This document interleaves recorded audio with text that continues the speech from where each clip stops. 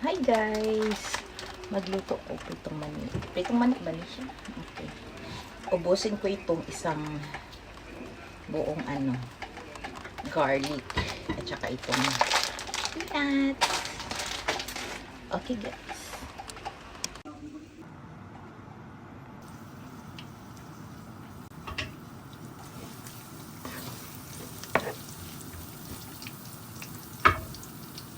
Then, halo-halo lang guys. Halo-halo hanggang mag-brown yung garlic.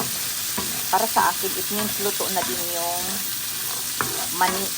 Okay? Ano lang siya, halo-halo. Saka ko na siya lagyan ng asin finalize. Pag talagang luto na siya at nakaahin na siya. Nakaahon na. Okay? Kasi hindi ako pumasok today dahil parang may bagyo. So, walang magawa. So, nagluto-luto ako ng mani. Okay guys. Pakita ko sa inyo later pag maluto na. Ito na siya guys. Medyo maganda na yung kulay niya.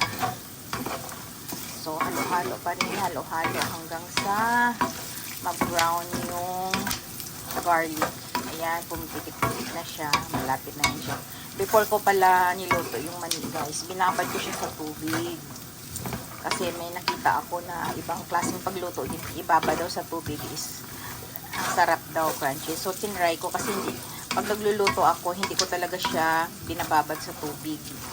So, idinidiretso ko lang siya. Ngayon, binababad ko siya sa tubig konti. So, let's see kung ano ang result. Right.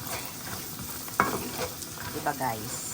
Yung may iba-iba kasing mga paraan ng pagluto. So, ako, ito yung paraan ko. Ito yung natutunan ko. So, masarap naman siya. Hindi naman siya, basta, masarap siya, guys. Ito na yung mani, guys. Luto na siya. Yes, let's eat.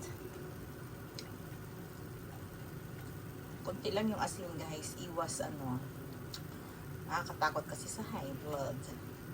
Let's eat guys, and thanks for watching. Mwah!